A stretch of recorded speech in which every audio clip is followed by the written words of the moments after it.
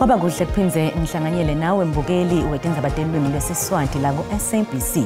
Sithetfula bukhoma eAuckland Park eJozi etindlini tekusakata te-SABC lishonile. Nathi-ke lethamba yembili lomuhla. Results akaJoni abengasikhombisa ukuthi khona la sekhona saphuma neluhlelo iplan improvement plan yokwenta sure ukuthi lama results ayathuthuka lapha khona. I-ANC eMpumalanga yende lubito lwekuthi kusitwe bafundzi labangakaphumeleli matikuletsheni. From the very first day, I realized that this board cannot work with the king. Likomiti lelibuke kutfutfukiswa kwetindzawo tasemakhaya nekwabiwa kwemhlaba yePhalamende lithi kumele libuke tintfo ngebuhlakani uma lilungisa lokungaboni ngaso linye emkhatsini kwebhodi ye-Ingwenyama Trust nenkosi yesive seMazulu. The issue is the tendency to showcase rampant materialism. That's the issue. Bahlati betepolitiki bathi ANC itsandza bukhati kulandzela ludzaba lwekufika kwamabhalane wale nhlangano emcimbini wayo ahamba ngemkhumbi lokhetsekile. At the end of the day, I could have navigated better and I think I could have done probably 3,800. Ubuye aphephile umshayeli wemkhumbi wakuleli lohambe emakhilomitha langu-4,050 elwandle ngemkhumbi aqokelela imali yokusita abantwana labalahliwe. Sinyukile sibalo sebafundzi labaphumelele ematikuletsheni ngemalengiso eMpumalanga. Lesifundza sitfole emaphesenti langu-84.9. Kusenjalo mfunankulu walesifundza wende lubito lekuthi kusekelwe bafundzi labangakaphumeleli. Lesifundza sinyuke ngemaphesenti langu-7.9 nakucatsaniswa nawaphambilini duke bafundzi labangu-64,201 lababhalela uhlolo. Labangu-27,889 bathole emabhachelo kanzi labangu-23,310 baphumelele ngemalengiso. Gugulibambo utiphase ngemalengiso tonkhe tifundvo takhe. Ngijabule kakhulu ngathi akusinto yangamempela angikholwa nje ngiyazi ukuthi ngisebenzile ngokuzikhandla mihla namalanga kodwa bengingacabanga ukuthi ngizofika la ngikhona manje. Sibusiso Mathabela waseMayflower naye uphase ngemalengiso. Uphume emakhaya akusho ukuthi angeke uphumelele. No. I'm an example of that. Uthi uphume emakhaya akusho ukuthi na bona bathembele kibo because if you believe that you can do something then you will do it. Lesifundza sijabulele lemiphumela kanzi sinelithemba lekwenda ngcono kunaloku. Sithena sibuka ama-results ethu ekuhambeni kweminyaka sabona ukuthi no asinza ngalama results laba especially ama results akaJoni abengasikhombisa ukuthi khona la sekhona saphuma neluhlelo iplan improvement plan yokwenta sure ukuthi lama results ayathuthuka lapha khona. Lokunye lesikwendile ke ukuthi njalo ngama weekend abantwana baka grade 12 abahlala emakhaya basetikolweni Saturdays and Sundays basetikolweni. Labanye bebefunza until kube late ebusuku kube nama camps ke abanye babo baze bayobhala ama exams basasekuma camps. Bonke labaphase ngemalengiso bathola umfundzate kanye nemali letabachuba baze baphothule timfundvo tabo.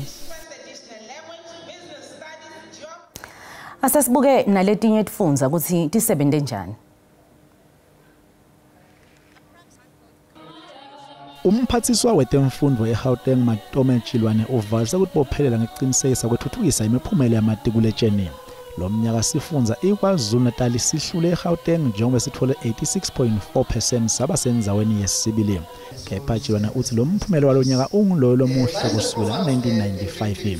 Chilwane ndvunulwa waseGauteng Panyaza Lisufi banika abafundzi labente kahle imifundzate eBryanston. The class of 2024 has made us proud being the highest achiever ever, and we can see that the system of education sector in the country, particularly in this particular province, is improving and we are moving to higher heights. iKwaZulu-Natal ithole amabhachela kanye nama-distinctions lamanyenti ku-2024. Bafundzi besikolo sasemabanga lasetulu isibusisiwe comprehensive babengalena ndlela ngemphumela yabo. I am so proud of myself. I can't believe that I actually made it and I got these results. I'm so thankful to God. I know it's only by His grace that I got these results. The teachers that really helped me a lot. Like I'm really grateful for the teachers. They really put the work they were supposed to put. Like, I'm very grateful. The teachers are the one who did this to me. I-Free State yende kahle kakhulu kumphumela ya 2024 yamatikuletsheni. Lesifundza sithole 91% njengoba sidlele endzaweni yokuqala iminyaka lesithupha kulandzelana. Bafundzi balesifundza bathi bajabule kakhulu ngekwenda kahle. I'm really happy. I don't want to lie. I'm really happy. The preparations were so hard. I don't want to lie. We struggled, you know, by reading and not resting enough. But then we are grateful that we are here and we did it. Ngakapa labafundzi labadlengulwa balungiselela luhlolo lwabo lwamatikuletsheni baphumelele bonke ngemabhachela noma nje banekwe kuhlukubetanga kwengqondo. Kuphumelela matikuletsheni kusicalo salokunyendi empilweni. Kanzi nanobe babanyendi bafundzi labaphumelele kepha ke bakhona labangakaphumeleli. Kumcoka ke ukuthi labo labangakaphumeleli balulekwe kude bathathe inyathelo letikahle tekulungisa imiphumela yabo. Kwenaba kabandi ngalolidzaba sinaguguzwane we-South African Depression and Anxiety Group. Sikubingelele Zwane sikwemukele etindzabeni teSwati. Ingabe kubaluleke ganani kunakabantwana labangakendi kahle kumatikuletsheni? Kubalulekile kakhulu ngoba lengane lezi basesikhathini esinzima kakhulu. So kubalulekile futhi thina as umndeni ne-community yabo sibaseke kakhulu ukudlula kulesigaba lesi akukhulula kakhulu. So ngenxa yokuthi kunama-pressures amaningi abaphezu kwawo kunzima kakhulu. So isikhathi samanje whereby kuney'nkinga ingane ezibhekana nazo zabo-depression, zabo-anxiety, siphinde sizwe ngey'ngane ezithatha iy'mpilo zabo ngenxa ngokuthi basebunzimeni yilama-results lawo. So thina njengomndeni kumele sibaseke, sibe nabo misho namalanga sonke isikhathi ukuthi bazokwazi nabo ukwazi ukuthi kukhona okungaphezulu kwalokhu, and if makube abenzanga kahle kulesigaba lesi kukhona okunye empilweni ekusabafanele. Gogo, nguyiphi inzima lengadlalwa mindeni nobe ke emalunga emphakathi kusita abafundzi labangakaphumeleli? So esikhathini esiningi ingane ziyahluleka ukukhuluma nathi as imindeni yabo. So kubalulekile kakhulu ukuthi sikwazi ukubatshela ukuthi noma kunzima sikhona, abekho babodwa, sikhona ukuthi bazokwazi ukukhuluma nathi njengemindeni kumele si-create i-space whereby le ngane lezi nazo ziyakwazi ukukhuluma, ziyakwazi ukufila ngathi bakhululekile ukukhuluma ngey'nkinga zabo, especially njengoba balinde sebathola ama-results sebathola ama-results abo. Nathi kumele banikeze indawo whereby ngeke bafile ngathi ba-judged and pressurized for that matter. Ngutiphi itigameko lenivame kwehlangabetana nato letentiwa abafundzi labangakaphumeleli? Esikhathini esiningi sibona ingane bahlangabezana nenkinga whereby sizwa inkinga se-depression, whereby iy'ngane bazizwa baphansi, imimoya yabo iphansi, bangakwazi ukudla, bangakwazi nokulala, ize igcine sekufika lana esigabekeni ukuthi ingane sezigcine sezithatha iy'mpilo zabo. So ngalokho kubalulekile especially ukuthi bazi ukuthi i-support ikhona, ukuthi bangafiki kuleso sigabeko leso whereby bathatha iy'mpilo zabo. Sibona nenkinga ezifana ne-anxiety whereby iy'ngane ziyahluleka kakhulu ukukwazi ukumelana nawo lawo ma-pressures lawo, and akukho healthy in any way or any regard for that matter. Asibonge kakhulu isikhathi sakho. Loyo ke bekunguguguzwane we-South African Depression and Anxiety Group. Kanti ke sibuka ludzaba lwebafundzi labangakaphumeleli matikuletsheni. Asiqolise ngemsindvo longavakali kahle mbukeli ekhaya. Likomiti lelibuke kutfutfukiswa kwetindzawo tasemakhaya nekwabiwa kwemhlaba yePhalamende lithi kumele libuke tintfo ngebuhlakani uma lilungisa lokungaboni ngaso linye emkhatsini webhodi ye-Ingwenyama Trust nenkosi yesive seMazulu. Lokhu ke kulandzela imibiko yebetindzaba yekumiswa kwesikhashana kwamalunga ale bhodi. Indvuna yaleli tiko Mzwanele Nyonzo uchazele leli komiti lapho anse khona ke lesimo sesibi sesidinga sisombululo. Ngakusho kwenyonso lokungaboni ngaso emkhathini kwebhodi yeNgonyama Trust neNgonyama yesive semaZulu umsizulu kwaZolithini kuthi ngaqatululwa ngekusheshsha.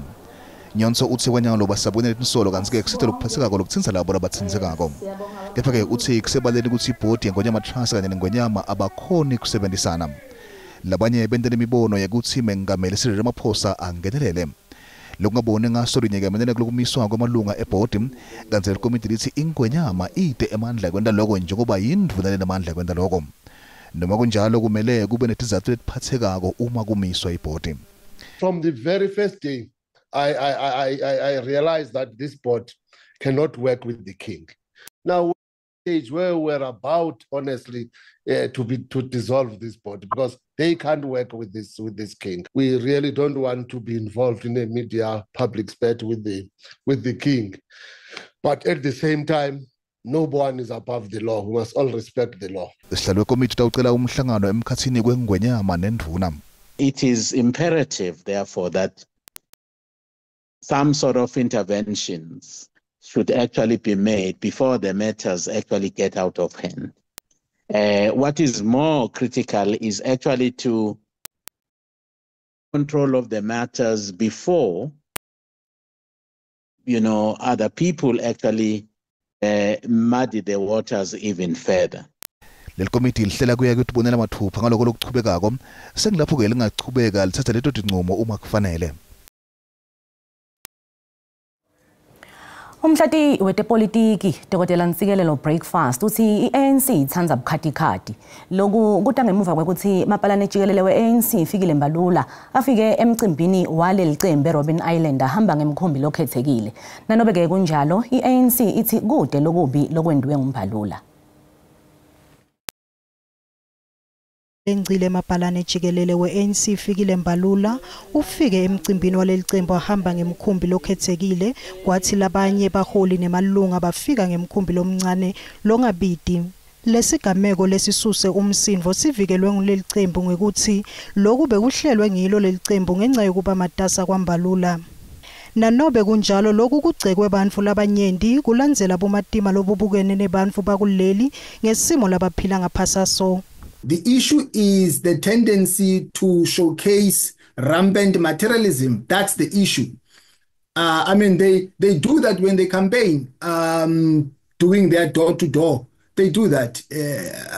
Apparently, Mbalula is not the first time he's been accused of something of this nature. Lomkhumbi lokubikwe kuthiwa somabhizinisi Fernando Acafrayo lo watfola emathenda lamanyenti kuhulumende labita tigidzi temarandi ususe tinkulumo. Estatementini leli cembu liqinisekise ukuthi kude sento lesingekho emthethweni kulobudlelwane. Dr. Levindo uthi kunemuca lomncane lokufute iANC udwebe kude ivikele sitfundisayo. On the other hand, you have got the ANC that has to be transparent in the sense that whatever or whoever gives them resources, whatever activities that they do, they need to make sure that such is known and not hidden. iANC ithi kude umthetho lewuphulile. Kuletinye nasibiya ititolo. Ivele kafishane enkantolo yamanje kaBhokweni indvodza leneminyaka lengama-30 nemfica lesolwa ngekumbandzakanyeka esehlakalweni sekudubulana ePinari eMpumalanga.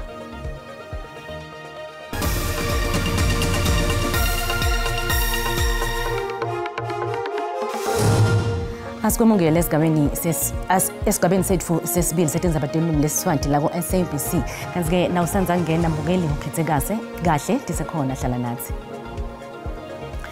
Ivele kafishane enkantolo yamanje kaBhokweni indvodza leneminyaka lengama-30 nemfica budzala lesolwa ngekumbandzakanyeka esehlakalweni sekudubulana ePinari eMpumalanga lapho kudutshulwe kwabulawa abantu labasiphohlongo ngempelasonto. Lesehlakalo sendeke ngemgcibelo ekuseni endzaweni lethengisa tshwala basitfupha labashona endzaweni yesigameko.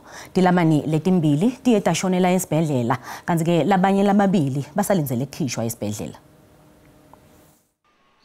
Umsolwa neminyaka lengama-30 nemfica uvele kwekucala enkantolo kanti ubukene nemacala ekubulala lasiphohlongo kuthiwa timoto letimbili tiye tatheleka endzaweni lethengisa tshwala badubulana bodwa labahamba ngaleti moto totimbili. kulesehlakalo kudutshulwe kwabulawa labasithupha labanye lababili bashonela esibhedlela. Lesehlakalo sishiye etakhamiti tithukile kanti ummeli wemsolwa ucele ukuthi lelicala lihlehliswe. Kube madima ukuthi simthole. For the past 2 days sola katholakali sifika epolice station wanted sifuna consulta naye. Sitshela ukuthi ubhukiwe somewhere. They're still busy nge-investigation. So kusathe isikhathi ukuthi siconsulte naye up until sikhona ukukhuluma naye around 10 naba itolo 10 ebusuku nabaqedze kumprocess. So that's when sikhona ukuthi sibe naye ne consultation lencane but lengekho into detail lokuthi singakhuluma at this stage ukuthi whether i-case lembuso or lethu evasion yethu na client inawo mandla or not. Kuthiwa akusikwe kwekucala kudutshulwana kuyo yona lendzawo lethengisa tshwala ngenyanga yeNgongoni kuye kwadutshulwa kwabulawa umuntu khona la. Emaphoyisa anesiciniseko sekuthi banelicala leliphathekako ngalomsolwa kanti kuseta uboshwana labanye. Ngaleli thimba lenginalo lemaphoyisa laphenyako kanye naye ukuthi umsolwa uyiwativumela ukuthi bekayingcenye ya labo ba tigebengu labo basolwa labekanabo. So sithemba ukuthi na kanjani licala vele siyavuma ukuthi hayi sinalo. Emaphoyisa acela emalungu emphakathi ukuthi abasite ngelwadi lelingabasita ukuthi bakhone ukuthola letigilamkhuba. Lihlehliselwe kulwesibili lelicala kude ufaka sicelo sebail. Kushone noGatsa walimala labanye labasikhombisa ngalesikhathi kuba nekudubulana emkhathini kwetinkampani letimbili tabonoGatsa letisebenzisana nabosomatekisi yenyanga eKapa. Emaphoyisa athi ngekhansi kwalabo labalimele kukhona bonoGatsa kanye nabosomatekisi. Commissioner wemaphoyisa eNtshonalanga Kapa Lieutenant General Thembisile Patekile uthe amaphoyisa athole tibhamu letinkulu letilishumi naletincane letisikhombisa. Uthi bathathe bonoGatsa labalishumi nemfica kuyobaphinzilita ngemibuto kanti lithimba lelibukelo ludzaba lwematekisi kulesifundza lisaphenya lesehlakalo kukolekwa kwetimali sisusa salokudubulana. What we are doing, we've called Priscilla, who's regulating the regulator, security regulator. They are on the scene with our crime scene experts and looking at their part and the compliance part. And these security companies are both from KZN, Pine Town, we were told. Now, what we want to look at now is whether they still serving the purpose when they shoot at each other like a war zone. Lesigameko sishiye bamfu labasebenzisa ematekisi baqakekile.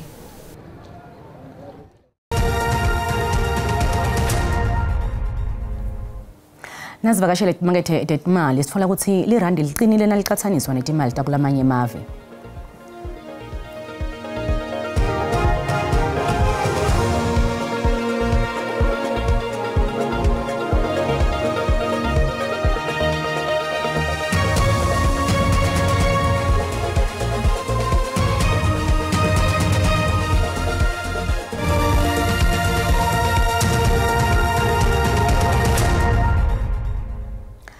Gerard Mulmen ubuye aphephile kuleli kulandzela luhambo lwakhe lwemkhombi lokucokelela imali letawusita abantwana labalahliwe. Mulmen uhambe emakhilomitha labalelwa ku-4050 ngemkhombi kanti usuke kule Cape Verde wayofinyelela eFrench Guiana eMelika. Le mali litawunikwa inhlangano lengendi inzuzo lesita abantwana iDoor of Hope Charity. Mulmen uqala uhambo lakhe eNtshonalanga yengabathi yeAfrika eCape Verde ngemkhumbulo obitwa nga-Osieza. Lolu hambo la Mulmen bekumele lube ngemakhilomitha langu-3400 kepha ngenxa yokumatima lahlangabetane nabo ngemkhumbi wakhe lomncane olwandle ugcine sekahamba emakhilomitha langu-4050. Closer to South America, a lot of squalls, right? So you get these squalls that come through for an hour. It's quite scary because the wind goes up to 70 kilometers an hour. But currents. If it was about wind, I could have gone straight. But there's a lot of currents, which makes a huge difference. At the end of the day, I could have navigated better, and I think I could have done probably 3,800. Kulolu hambo lwakhe Mulmen uthwende budlelwane lobukhulu netilwane. The sea life was prolific. Fishes, always a couple of schools of fishes with me. Cannot fish because these fishes becomes my companions. Same with the birds, lots of birds, always sitting on the boat, and they kind of become companions, they become mates. Mulumeni uthi imali lafisa kuyicokelela iDoor of Hope Charity ibalelwe ku 200,000 kanti la sayicokelele ibalelwe ku 150,000. Asesithi ishavu embombela sive ukuthi Dan Dlamini usiphathele tiphi kule thamba yembili kule phuma embiteni kuligwalagwala FM. Dan lishonile mnakethu. Lishonile tsatewethu Rebecca ngivusele kuwe ngivusele nakuye umbukele ekhaya ngisho nje ukuthi indzaba lesitabe sitiphethe ehlelweni namuhla empeleni siyawucila kakhulu kumiphumela yakamatriculation njengoba umphathiswa walo litiko letemfundo kulesifunda saseMpumalanga umhlonishwa Kathy Dlamini utabe yakhona kusitekela ngabantu ngetulu kwaloko itabe ikhona nyonyana yabo thishela lekwimiyo isathu sive ukuthi ngabe lithini ligalelo labo ngale miphumela yakamatriculation nguletina letinye lengalinzela umbukele ehlelweni letiphuma empeleni kumsakato likwala FM. Rebecca ngiyabuyisela tinzambo kuwe Jose. Sibonge kakhulu kuDen kanti ke mbukeli tiyaguca dalomuhla ungakhohlwa tikhona telwimi lwesiXhosa kuyo lenkundla bakubumbana insimbi yesikhombisa kanti ke kusasa tikhona telwimi lwesindebele ukhona into zakhe nesimo selitolo ngemva kwetitolo nibe nobusuku lobumnanzi.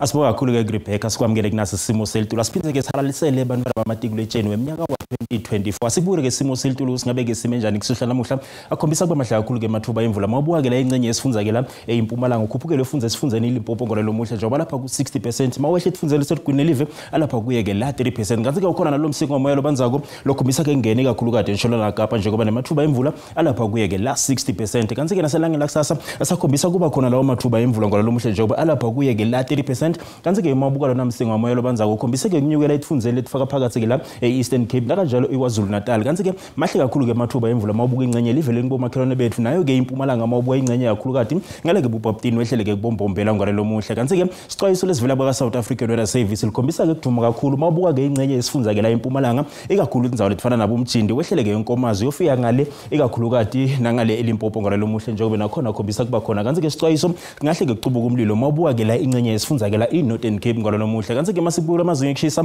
kutheme njani kakhulu kade elangeni lakusasa masibuka ke la sifunza eGauteng ePretoria nangale bo Bronkhorstspruit likhombisa ke kufuthumala kanti ke nawubuka naseCarltonville hle lapha ku 28 ngalo muhle kanti ke sifunza eLimpopo indzawo lefana nabo Musina liyashisa kuleto ndzawo letoko njengoba li 34 35 ePhalabura kanti ke 33 eBekersford mabuka ngale kubopilabhila nakuboliPhalala hle lapha ku 30 kuyashisa kuleto ndzawo letoko kanti ke sifunza impumalanga likhombisa ke kufuthumala eMiddleburg lipholile ke emalahleni wehlele boSekunda kanti ke kuyashisa ke sikhukhuza ngale mbombela njengoba lihleli lapha kuye ke la 32 kanti ke 28 lapha ke eMkhondo kanti ke sifunza KwaZulu Natal indzawo lefana nabo Vryheid likhombisa ke kushisa njengoba lapha ku 30 mabuke eMnambithi lihleli ku 31 kanti ke Pietermaritzburg likhombisa ke kuphola njengoba lapha ku 30 nobe ke ku 23 kanjalo nangale ke la Port Shepstone kanjalo naseKokstad ngalo muhle lapha kuye ke la 17 kanti ke sifunza Eastern Cape indzawo lefana nabo Graf likhombisa ke kuphola kuleto ndzawo letoko nabo Gcebeka njengoba lapha kuye ke la 21 mabuka kuBoconce lapha kuye ke la eMthatha lihleli lapha kuye ke la 20 ngalo muhle kanti ke Western Cape indzawo ke kufana la nabo Fred ndalihleli ku 26 28 lapha ehleni Williams uStalihleli lapha ku 24 ngalo muhle kanti ke masibuka ke kakhulu kade indzawo lifana ke la eNorthern Cape Uppington eKurumani kuyashisa wehlele ke la kubo Kimberley ngenxa yesikhathi ngalo muhle asithathe sibeke la sikufisele busuku lobuhle.